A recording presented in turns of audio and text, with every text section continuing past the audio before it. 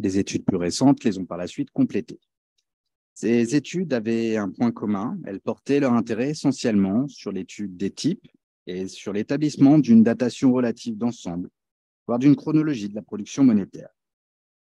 Aucune étude caractéroscopique jusqu'à ce jour n'avait été envisagée, si ce n'est l'étude d'une série de tétradrachmes par Friedrich Bührer en 2009, qui est venue corriger partiellement cette lacune, en proposant un examen des liaisons de coins. Le sentiment général, quand on observe la bibliographie, c'est que le monnayage de Philippe V est un monnayage qui se caractérise d'abord par son abondance. L'autre caractéristique de ce monnayage, c'est la multiplication des types iconographiques, en particulier pour le monnayage de bronze. Parmi les types monétaires employés, certains sont nouveaux et même inédits en Macédoine. Je pense en particulier aux héros persés sur le monnayage de bronze puis sur celui d'argent, tandis qu'avec le règne de Philippe V, le portrait monétaire du roi fait son retour dans le royaume, cette fois uniquement sur des monnaies d'argent. Le sujet que j'évoque aujourd'hui devant vous repose donc sur ma propre thèse de doctorat d'histoire, dirigée par Catherine Grandjean et soutenue le 26 novembre dernier à Tours, en présence de Miltia Alatzopoulos, d'Olivier Picard, de Bernard Legras, de Frédéric Duras, d'Arne Suspène et de Pierre-Olivier Auchard.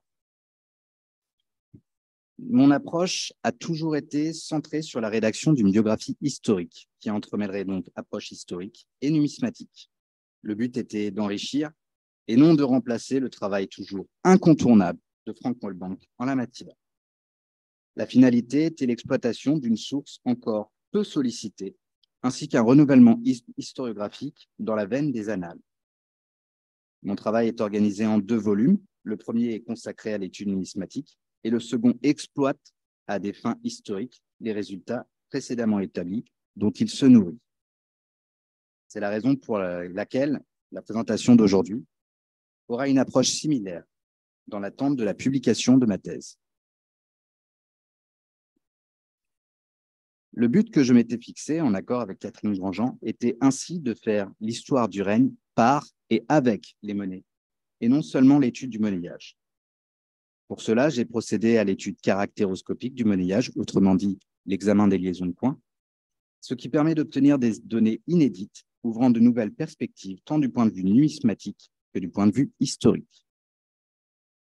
L'entrelac de la numismatique et de l'histoire permet de la sorte de renouveler l'approche biographique et l'étude du bacillus comme institution centrale dans la vie politique macédonienne.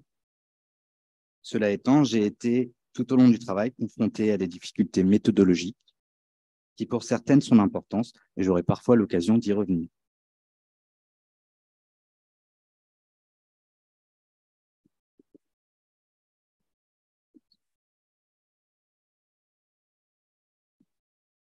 Merci. Alors, commençons par le commencement, le matériel. J'ai eu l'occasion de réunir un total de 1873 monnaies identifiables. Il y en a plus en réalité dans le corpus, mais celles-ci sont exploitables. Ce dépouillement a eu lieu auprès des collections d'Athènes, au musée numismatique, de Paris, à la BNF, au British Museum de Londres, à Berlin, auprès de la collection de l'ANS à New York. J'ai également eu accès à la collection de l'Alpha Bank, à Athènes toujours, et j'ai complété avec le dépouillement des publications des SNG, ainsi que le dépouillement des catalogues de vente. Mon corpus réunit donc, vous le voyez, un total de 8 monnaies d'or, 522 monnaies d'argent et 1343 monnaies de bronze. Alors, d'ores et déjà, il y a un premier enseignement à tirer de ce recensement. J'aimerais d'emblée souligner la minceur relative de ce corpus monétaire. À ma grande surprise, je n'ai réuni que peu de monnaies en métal précieux.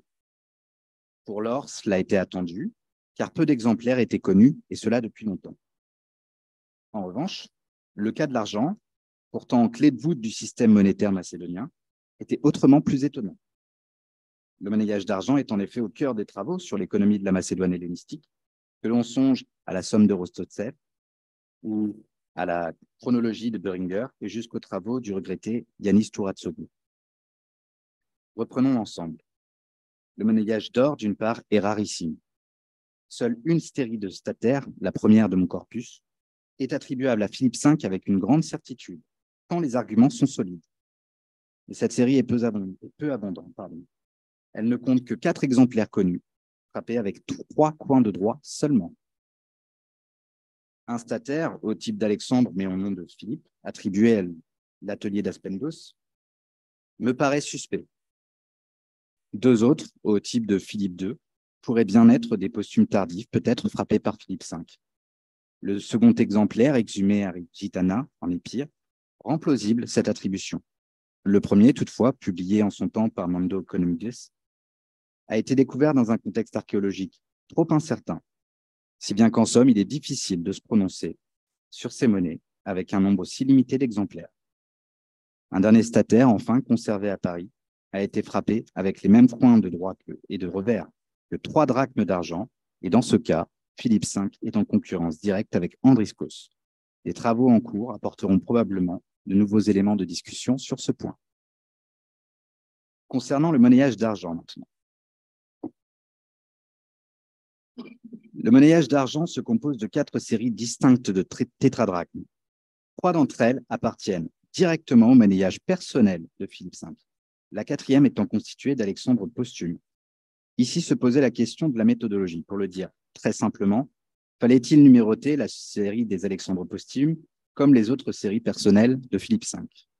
Cette interrogation se posait déjà pendant la rédaction de la thèse et continue à se poser aujourd'hui dans l'optique d'une publication. Cette hésitation est en fait le reflet d'une attribution qui repose sur des arguments certes valables, mais peu nombreux, vous le verrez. Si bien que ce problème persiste au-delà de l'étude numismatique et aura, vous le verrez, des conséquences sur l'examen historique.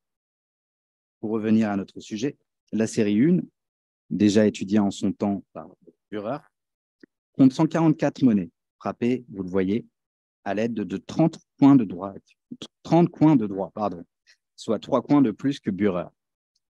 Pour la série 2, j'ai recensé 55 Alexandres posthumes, frappés avec 23 coins de droit. Pour la série 3, celle au portrait monétaire, la plus célèbre sans doute des séries, le total s'élève à 33 exemplaires et 5 coins de droits identifiés. Enfin, la dernière série, la série 4, est la seule qui compte aussi des fractions du tétradrachme, à savoir des didrachmes, des drachmes et des hémidrachmes, en petit nombre, il est vrai.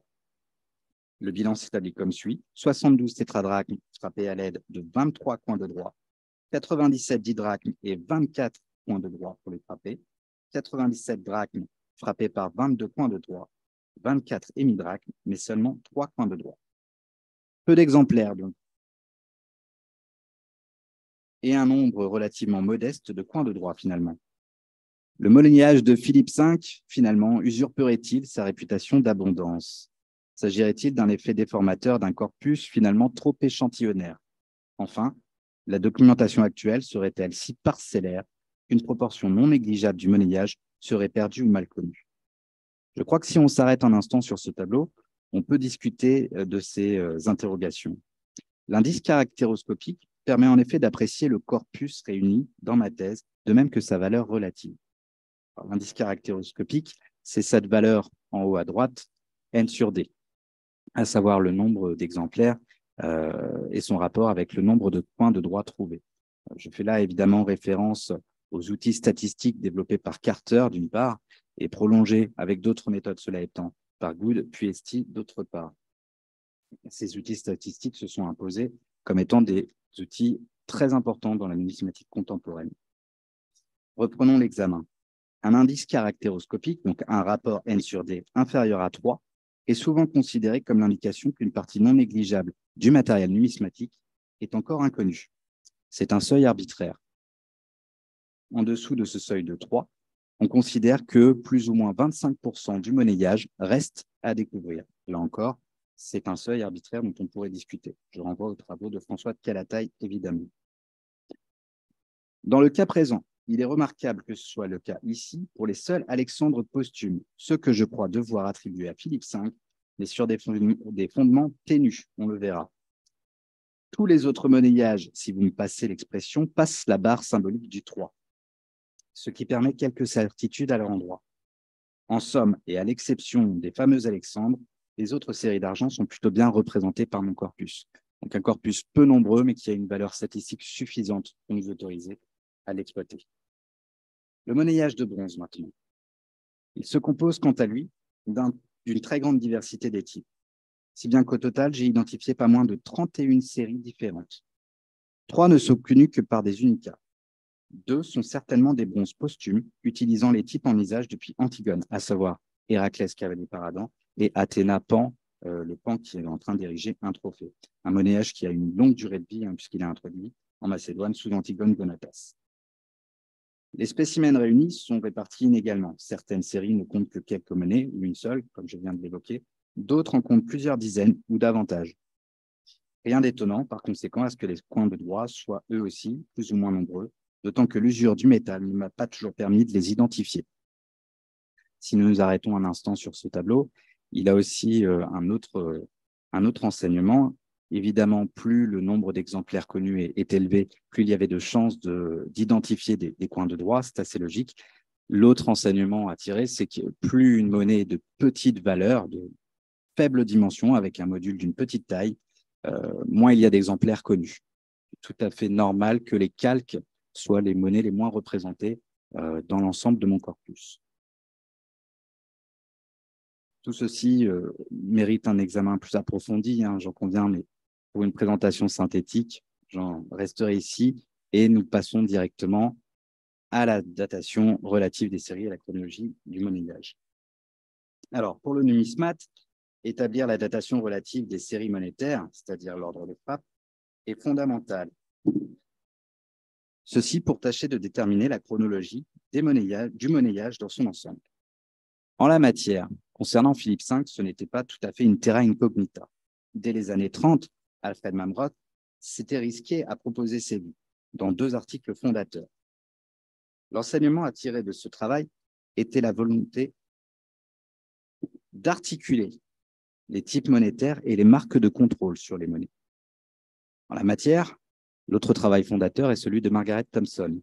Dans son étude du monnayage stéphanéphore d'Athènes, elle a ainsi attiré l'attention sur l'importance des marques de contrôle, qu'il s'agisse de symboles ou de monogrammes, dans l'élaboration de la chronologie relative, en montrant la complexification croissante du système par lequel l'atelier contrôlait la production, postulat largement admis de nos jours dans la communauté des numismates. Plus récemment, Ioannis Touratsoglu, puis Sofia Kremidi, avaient également attiré l'attention sur les liens forts qui unissaient par les monogrammes les monnayages royaux de Philippe et de Persée à ceux des monnayages dits autonomes. L'étude du monnayage de Philippe V m'a apporté la confirmation que le système de contrôle employé par l'atelier monétaire était effectivement de plus en plus complexe et de plus en plus sophistiqué. L'examen du monnayage de bronze a été essentiel pour reconstituer l'architecture d'ensemble du monnayage. Le recours à un symbole, puis à 1, puis 2, puis 3 monogrammes, l'usage combiné de symboles et de monogrammes ont permis de reconstituer un ordre relatif, pas toujours satisfaisant par ailleurs, de la frappe monétaire. Il a donc fallu chercher confirmation dans les apports archéologiques. L'autre élément important pour la datation relative de la production monétaire m'a été fourni par l'étude des différents dépôts. D'une part, les trésors d'argent, d'autre part, les dépôts monétaires en bronze, et également les monnaies de fouille. En confrontant ces données, ainsi compilées aux autres sources, il était possible de rétablir une datation relative permettant les conclusions qui suivent. Primo, la frappe monétaire ne démarre pas à l'avènement de Philippe V, en tout cas pas pour ce qui est de son monnayage personnel. Des posthumes à son nom ou avec une contre-marque qu'il semble possible de lui attribuer ont en revanche été frappés très tôt dans le règne. J'ai utilisé ici les travaux de Furtwängler et de Poulios, et il m'a été possible de confirmer les observations des 2 savants en identifiant à la BNF des bronzes frappés au nom de Philippe V. Ces bronzes posthumes sont donc les premières monnaies introduites dès le début du règne, dans les années 220. Quant aux monnaies personnelles, c'est-à-dire au nom de Philippe V et avec ses propres types, elles sont introduites d'abord en bronze. Et très vite, sur ce monnayage de bronze, le besoin d'instaurer une marque de contrôle s'est imposé, d'abord avec un symbole, les monogrammes étant introduits plus tardivement. Second enseignement de cette chronologie relative, cette datation relative, l'introduction du monnayage d'argent est tardive. Elle correspond aux grandes expéditions expansionnistes qui suivent la fin de la première guerre contre Rome. Et tertio, la fin du règne est marquée par une réorganisation du monnayage du roi, tant celui en argent que celui en bronze. Les conclusions de cette datation relative permettent deux constats. D'une part, la datation relative proposée par Alfred Mamrot pour le monnayage de bronze et articulée autour de la date pivot de 196 mérite certaines corrections. Christos Gatzolis l'avait déjà montré dans sa thèse. Mais la date de 196 reste un point de rupture notable dans l'histoire du monnayage, comme par ailleurs dans celle du règne. D'autre part, la datation relative des séries d'argent est bien plus basse qu'initialement supposée. Une fois la datation relative affirmée, il fallait établir une chronologie absolue. Cette fois encore, la confrontation avec d'autres sources fait sens. L'étude des trésors et des monnaies de fouilles apportait un éclairage sur la circulation monétaire et permettait, une fois la date clé de 196 confirmée, d'affiner la chronologie. J'ai recensé un total de 18 trésors avec des monnaies d'argent, 27 dépôts avec des monnaies de bronze, et j'ai identifié 36 sites avec des monnaies de fouilles. Alors commençons par les éléments fournis par les monnaies de fouilles. Vous avez sous les yeux une carte que j'ai réalisée dans le cadre de ma thèse. L'intérêt de cette approche géographique, c'est d'avoir permis d'isoler les sites occupés avant 196 de ceux occupés ultérieurement. Il y a une rétractation, en fait, au royaume.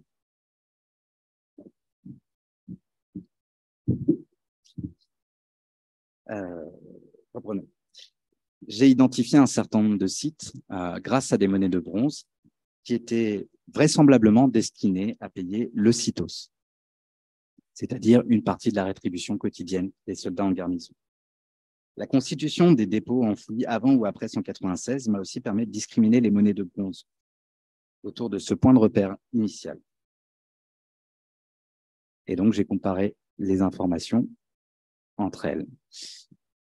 Et il était assez flagrant que la circulation du bronze était très différente en fonction des époques dans la datation relative. Les trésors de bronze sont assez rares en dehors du royaume, y compris dans des sites occupés par des garnisons antigonées. Il y avait là une rupture qui était assez nette et qui corroborait la date de 196. La chronologie du monnayage de bronze m'a ensuite permis d'observer plus finement celle des monnaies d'argent. Et l'observation formulée pour le bronze vaut par conséquent aussi pour l'argent. Les monnaies ne circulent pas de la même manière d'après les trésors. Les premiers tétradrachmes sont peu nombreux à voyager. C'est la fameuse série avec Persée, Imberbe et la massue qui est quasiment dépourvue de marque de contrôle. Alors, ils voyagent peu, ces tétradrachmes, mais parfois, ils voyagent loin. 7 exemplaires figurent dans le trésor IGCH 1410, celui de Mektépini, 1956. Un se trouve dans le trésor de Trabzon-Ordu-Kotiara, en 1970, situé en Turquie, à nouveau. Et un autre se trouve dans le trésor de Syrie 1971, consultable dans Coinord's 281 et 10-289. Donc, peu de tétradrachmes qui circulent, mais parfois assez loin pour cette série. Le cas des Alexandres maintenant, la deuxième série. Les Alexandres ne sont attestés, à ma connaissance, que dans les trésors IGCH 888, le trésor de Propontide, qui avait été publié par Nancy Wagoner. 13 exemplaires figurent dans ce trésor. Un autre exemplaire est connu dans le trésor, très célèbre lui aussi, de Maharet en-Nouman, 1980, en Syrie cette fois. Donc, là encore, peu d'informations à exploiter. Les tétradrachmes au portrait du roi, eux, ne sont connus en l'état qu'à travers un seul trésor. Un trésor, du reste, au contour bien incertain, puisque dispersé et partiellement reconstitué en son temps par Newell. C'est grâce à son carnet de notes que l'on parvient à obtenir quelques informations. Carnet de notes qui est en ligne. Il s'agit du trésor IGCH 469, découvert en Macédoine vers 1927-1928. On le voit, le cas des Alexandres et de la série 3, celle au portrait du roi, contiennent des informations bien minces à exploiter. Elles incitent néanmoins à considérer une datation relative postérieure à celle de la première série, puisqu'il y a une circulation différenciée. La situation est bien plus claire pour ce qui concerne les monnaies d'argent de la dernière série, la série 4, celle qui est frappée avec des tétradrachmes et des fractions de celui-ci. Ces tétradrachmes, comme leurs fractions du reste, circulent presque systématiquement avec des monnaies de Persée et des drachmes rhodiennes ou pseudo-rhodiennes. On date ces trésors, très souvent situés sur les marges épirotes et thessaliennes du royaume, de l'ultime confrontation entre Rome et le royaume antigonide. Vous en voyez certains sur la carte, pardon. C'est la frange, en particulier la frange sud du royaume, où vont se concentrer les affrontements. Pour m'aider dans cette chronologie absolue, j'ai enfin eu la chance de profiter d'un projet de la MSH Val-de-Loire, porté par Pierre-Olivier Auchard, maître de conférence à l'Université de Tours. Ce programme, intitulé Des diadoques aux Antigonides, qui sera prochainement publié, a permis de procéder à l'analyse LA-ICP-MS des monnaies conservées au département des monnaies et médailles antiques de la Bibliothèque nationale de France. Analyse confiée à l'IRAMAT d'Orléans, une UMR 7065. Alors, la méthode LAICP-MS, LAICP-MS signifiant Laser Ablation Inductively Coupled Plasma Mass Spectrometry, c'est-à-dire une spectrométrie de masse dans un plasma par ablation laser. C'est une méthode non destructive qui permet de reconstituer la composition métallique de la monnaie et de détecter des éléments traces, comme les platinoïdes notamment. Cette méthode m'a permis de confirmer certains éléments de ma datation relative, en particulier pour les tétradrachmes, avec le portrait du roi. En somme, il m'était possible de proposer une chronologie désormais plus fine, quoique parfois encore un peu vague, faute par exemple d'ère royale, pour la préciser, mais qui se constitue, en fait, qui se compose de 6 phases distinctes. Nous en verrons les enseignements ci-dessous, car la confrontation avec les autres sources ouvre des perspectives historiques. L'étude métrologique et typologique, enfin, a été d'une grande importance, en particulier pour le maniage de bronze. Il est toujours délicat de restituer l'organisation d'un système monétaire en bronze. Les monnaies de bronze étant frappées al marco et non al pezzo, la masse seule n'est pas un élément suffisant, d'autant que le calibrage des monnaies en ce métal est des plus aléatoires. En outre, le monnayage macédonien n'appose pas de marque de valeur sur les monnaies, contrairement à ce qui apparaît à une époque sensiblement similaire chez les Séleucides d'une part et chez les Lagides d'autre part. C'est donc en croisant diamètre et mesure, mais aussi en calculant les valeurs médianes et les moyennes, que peu à peu j'en suis venu à une lecture d'ensemble que je vous propose maintenant. Concernant les monnaies de bronze, l'étude métrologique tend à souligner le maintien d'un système monétaire fondé sur le bol à 8 calques, propre à l'étalon attique. L'essentiel du monnayage est organisé autour de 3 dénominations, le calque, le dicalque et les myoboles. Ces 3 dénominations sont parfois frappées isolément et parfois conjointement. On remarque, avec le graphique que je vais commenter d'ici un instant, que c'est davantage le diamètre que le module des monnaies qui nous permet de conclure à cette répartition en 3 dénominations. Dernier élément, enfin, sur ce graphique, je serais très enclin à envisager l'introduction du no-ball à la fin du règne, à toute fin du règne, comme Sofia Crémidi avait pu le suggérer dans son étude des monnayages autonomes macédoniens. Et cet obol, ce serait ce bon-ci au type Hélios foudrellé dans une couronne.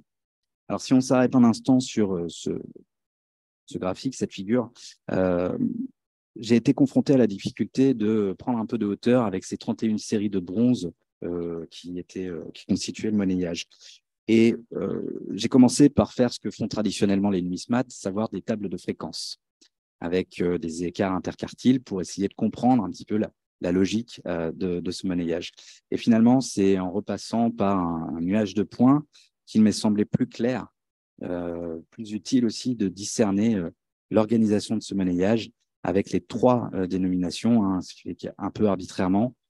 On a ici le calque, le dicalque, les myoboles et probablement le bol. En fait, j'ai croisé les... Excusez-moi, juste une petite interruption. Est-ce que vous pouvez expliquer un peu le schéma qu'on voit parce que c'est pas très clair. Tout à fait. Je veux dire les différentes couleurs, ça correspond aux types différents? Toutes les séries sont représentées comme ça. Ouais, vous pouvez développer un peu sur ça parce que c'est difficile. Tout à fait, bien sûr. Merci. Bien sûr. Alors, en fait, j'ai réalisé ce graphique avec, ici, vous le voyez, en ordonnée le diamètre en millimètres et en abscisse la masse en grammes. Et j'ai compilé les données pour chacune des monnaies pour lesquelles je possédais l'information, pour chacune des séries. Elles sont donc toutes identifiables par un figuré et une couleur différente. Et c'est ça qui m'a permis de reconstituer l'organisation en 4 dénominations, dont les principales sur l'essentiel du règne sont les 3 dénominations qu'on voit ici, donc le calque, le dicalque et les myoboles, dont on voit une tendance à l'élargissement et à l'alourdissement d'ailleurs à la fin du règne, ce qui m'a incité à considérer que cette toute dernière série que vous voyez ici serait peut-être une obole. Une obole. Voilà. Bon, hypothèse qu'il faut encore accueillir avec prudence, mais qui me paraît des plus séduisantes néanmoins. Je passe au monnayage d'argent. L'étude métrologique du monnayage d'argent posait des difficultés d'une autre nature. Les monnaies d'argent faisaient l'objet d'un calibrage beaucoup plus rigoureux lors de la frappe monétaire. François de Calata, il l'a encore rappelé récemment. Mais dans un corpus, il est assez fréquent d'avoir des écarts parfois non négligeables entre certaines valeurs, conséquence d'une circulation monétaire qui peut être parfois très longue. Comment alors faire la part des choses entre ce qui relevait de la circulation monétaire et ce qui démontrait, au contraire, des choix dans la production? Alors, pour essayer d'atténuer l'effet déformateur de toute projection, cette fois, j'ai privilégié dans ma thèse une comparaison entre la valeur théorique de l'étalon attique, c'est-à-dire une drachme à plus ou moins 4,3 grammes, et la valeur modale de chaque série, c'est-à-dire non pas la moyenne, mais la valeur modale, la valeur la plus représentée des masses monétaires. Alors, si la méthode ne permet pas nécessairement de trancher la question d'une évolution de l'étalon entre circulation, usure et un choix, elle a permis néanmoins de limiter l'importance des valeurs extrêmement basses, directement imputables, celle-ci à l'usure, voire à des pratiques de rognage.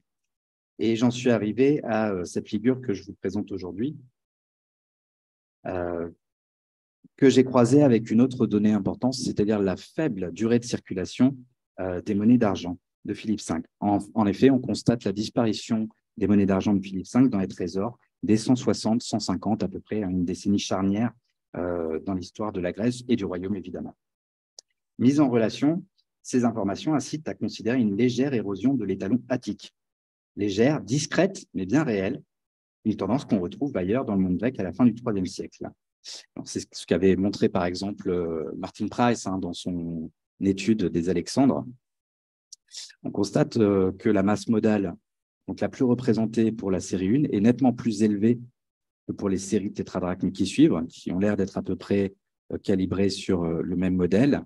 Et on a donc une différence avec les talons attiques théoriques qui s'élève à 2%. Or, des tétradrachmes qui pèsent environ 16,9, 16,8 grammes à la fin du IIIe siècle ou au début du IIe siècle avant notre ère, c'est quelque chose de tout à fait cohérent avec ce qu'on observe ailleurs dans d'autres monnayages. Il y a bien une légère érosion dans les pratiques d'atelier de la masse de l'étalon attique. Et ce qui est notable, c'est qu'on compare, en comparant avec les didrachmes et les drachmes, on obtient des valeurs tout à fait similaires. L'autre enseignement notable, c'est qu'on se retrouve avec des hémidrachmes qui sont d'à peu près 2 grammes. Et je crois qu'il y a là quelque chose de tout à fait intéressant dont je reparlerai un instant, qu'il y a un affaiblissement beaucoup plus prononcé ici de l'étalon théorique. Pour revenir sur les didrachmes, les drachmes, il est tout à fait notable qu'il y ait une organisation d'ensemble qui apparaisse. Si vous avez prêté un petit peu attention au nombre de points de droit tout à l'heure que j'ai évoqué, on voit bien qu'il y a une cohérence, une articulation entre d'un côté les tétradrachmes et les didrachmes et les drachmes de l'autre, et c'est ce que me semble confirmer l'étude métrologique.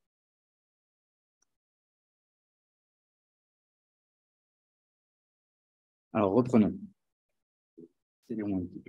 Du point de vue typologique maintenant, et brièvement, en résumé, on a 2 tendances fortes qui se dégagent dans l'étude du monnayage. Si certains éléments du registre iconographique monétaire macédonien se maintiennent, je pense à Athéna, je pense à la présence de navires, c'est assez connu, d'autres sont introduits sous le règne de Philippe V et assez rarement poursuivis après lui d'ailleurs par Persée. Je pense à Hélios, les 2 chèvres, le cheval. Bon, il y a toute une série de types nouveaux qui sont introduits et qui ne durent pas très longtemps. Les éléments typologiques les plus importants sont certainement à chercher du côté de l'introduction du héros Persée, qui lui subsiste sur le monnayage de bronze de l'héritier de Philippe V, qui s'appelle lui-même Persée. L'autre élément important, évidemment, c'est le portrait monétaire de Philippe V.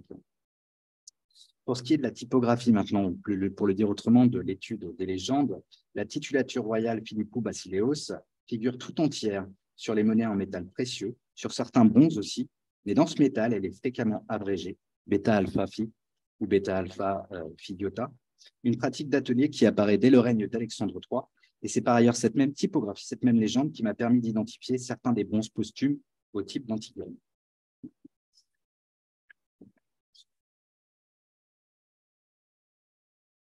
De la numismatique à l'histoire maintenant, parce que c'était le but avoué de ma thèse. Et je vais essayer de vous présenter, en les synthétisant, quelques perspectives historiques maintenant.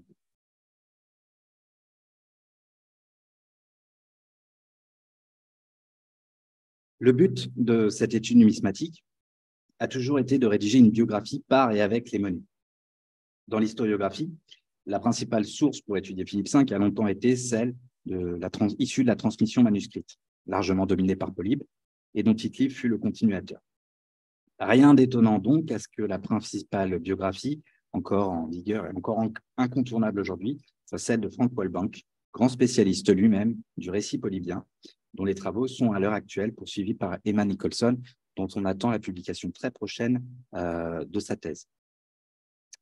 Alors, la tradition manuscrite, elle met en avant des enjeux politiques, tant militaires que curieux, que Polybe interprétait sous le prisme de la progressive métabolée, la transformation du jeune prince brillant, l'Héroménos des Hellènes, en Tyrannos.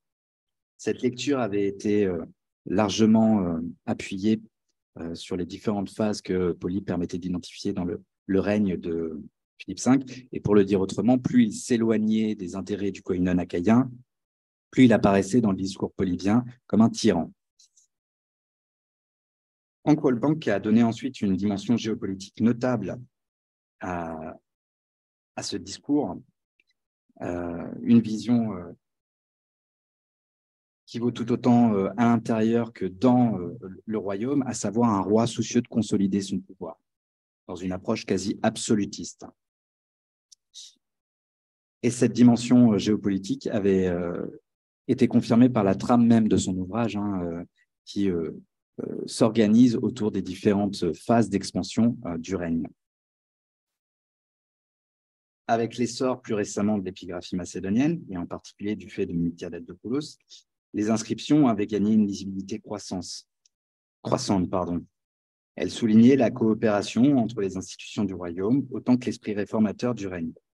J'avais donc toutes les clés en main pour réussir à confronter la monnaie avec les autres sources.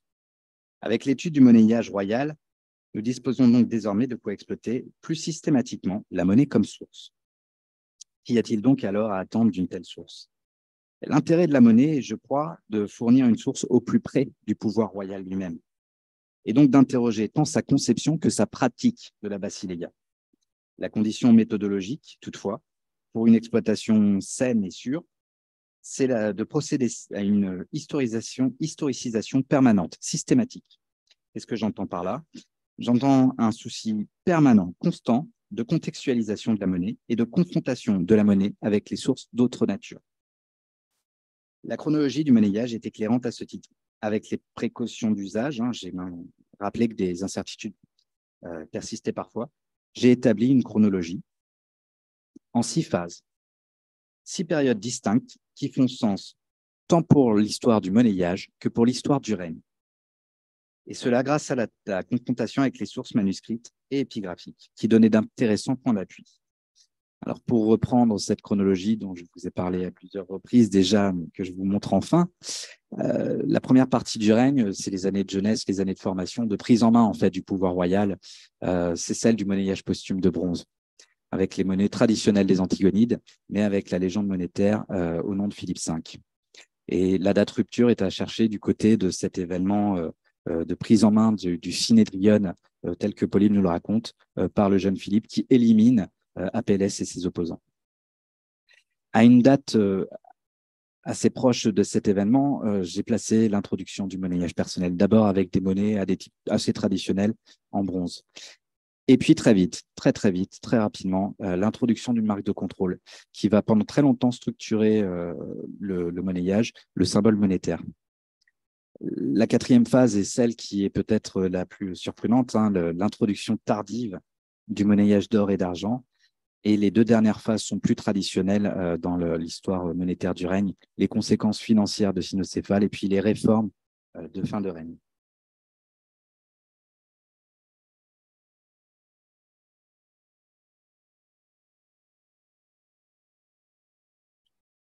Et donc, directement issu du pouvoir royal, la motée m'a permis, d'autre part, de questionner le récit polybien, et en particulier la nature de la métabolée.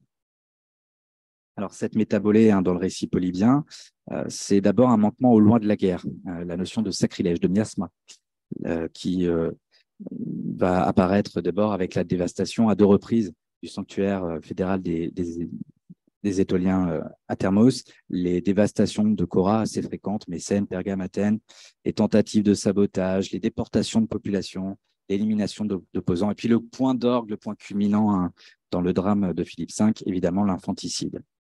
Et j'ai cherché à réinterroger cette notion à l'aide des monnaies, puisque on peut en proposer différentes lectures. Pédèche, hein, dans son grand travail sur la méthode de Polybe, avait mis en avant le topos littéraire à finalité morale. Plus récemment, dans sa thèse, hein, dont on attend la parution imminente, Emma Nicholson, elle avait montré que c'était plutôt le reflet de relations politiques, des enjeux de cour et des enjeux de pouvoir. Il me semble qu'on peut interroger une troisième perspective qui montre le décalage en fait entre la conception dont le pouvoir royal se pensait lui-même et la conception avec laquelle Polybe l'interrogeait, c'est-à-dire la confrontation avec les cadres sociaux de la cité. Pour le dire autrement, il me semble que Philippe V a eu le souci d'investir, peut-être plus qu'aucun de ses prédécesseurs immédiats, la monnaie comme vecteur idéologique pour justifier sa basileia, y compris dans un sens territorial. Le roi guerrier, dont les vues divergentes avec le Koinon achaïen poussèrent Polybe à le condamner, poursuivait en fait, et je crois que son monnayage le souligne très fermement, un projet impérialiste et une mise en scène du pouvoir qui sont en réalité pas tellement novateurs. Et cela a été suffisamment en rupture avec l'univers de la cité pour que Polybe puisse tirer de cet univers mental, de cet imaginaire, des arguments à bon compte pour condamner le roi. Vous me permettrez d'accélérer un tout petit peu sur ce point, sur lequel on pourra revenir ultérieurement. Et une fois cette distance prise avec le récit polybien, le premier enseignement historique que j'ai tiré de la monnaie comme source est l'importance du statut d'héritier de Philippe V. La typologie monétaire est ici assez claire, en convoquant le héros persé. Philippe V se rattachait à l'ancêtre le plus lointain qui soit des Héraclides, et donc de la Macédonone Oïtia, la maison royale de Macédoine, expression que j'emprunte à Polybe. La confrontation de cette information avec l'évergétisme dont Philippe V fait preuve, à Délos, à Samothrace, ou même à Béroïa dans le royaume, apporte la confirmation qu'il est animé par un sentiment très puissant d'appartenance à une lignée composée de deux familles, celle des Antigonides d'une part, celle des Argéades de l'autre. Il en cultive l'image. Polybe indique clairement, et je crois que cela vient en renfort de cette interprétation basée sur les monnaies, il indique très clairement, Polybe, donc, que Philippe V est un passionné de l'histoire du règne de Philippe II. Il se réclame en permanence des derniers Argéindes, dont il revendique la descendance. La monnaie était donc un support qui donnait chair à ce discours. La présence du héros tôt dans le règne, sur le monnayage de bronze et sur les monnaies d'or et d'argent lors des grandes phases d'expansion, et même à la toute fin du règne, paraît être un élément fécond pour questionner la manière dont le basileus concevait idéologiquement sa basileia. Héritier de deux dynasties unies dans la Macédoine-Oïtia, Philippe V me paraît avoir développé une conscience aiguë des droits qu'il pensait en tirer. C'est pourquoi ce statut d'héritier joue un rôle considérable dans ses entreprises extérieures et permet de mieux saisir la nature de son impérialisme. Je pense aux grandes phases d'expansion qui commencent après l'année 204-205 dans le monde égéen, et cela jusqu'à la confrontation avec Rome entre 199 et 197. Le lien entre monnaie et impérialisme paraît d'autant plus étroit que c'est précisément à l'heure de s'élancer dans les grandes expéditions que Philippe introduit son premier monnayage d'argent et d'or, monnayage des rois par excellence.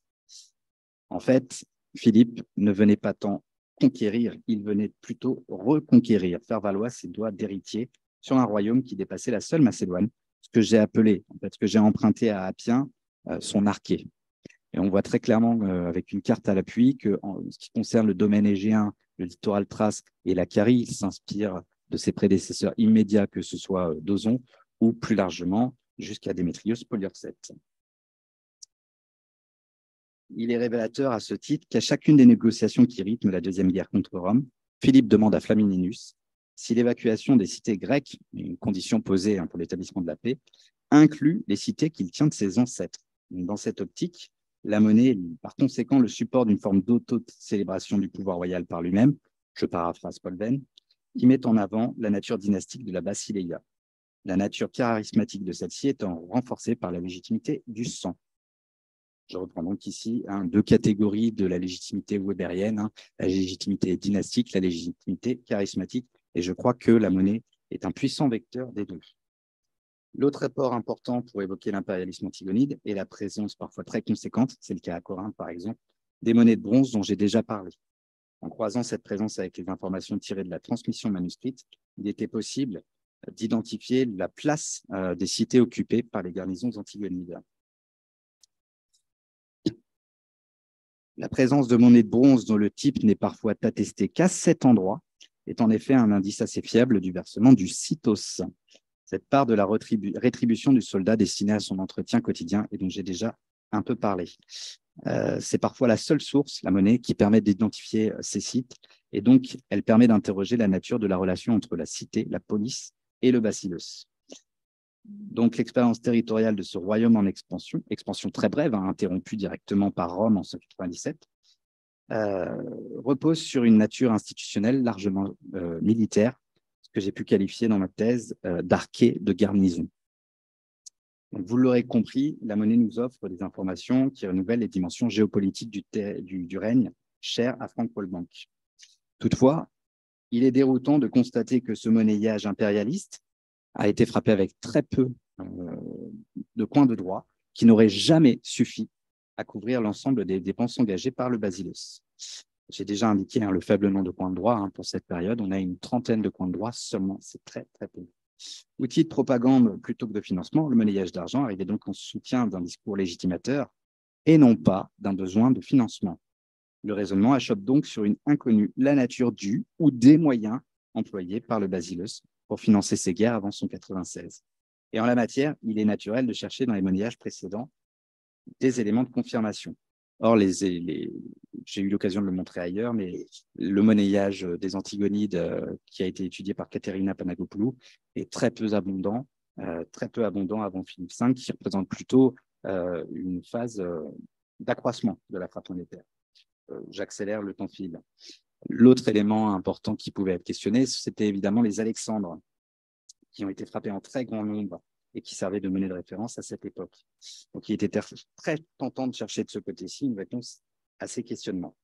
Il m'a apparu comme tout à fait plausible d'attribuer les derniers Alexandres macédoniens au règne de Philippe V, notamment du fait des axes, avec des axes à 3 heures pour les premières émissions, ce qui correspond aux pratiques de l'atelier monétaire macédonien pour les émissions des monnaies personnelles de Philippe V.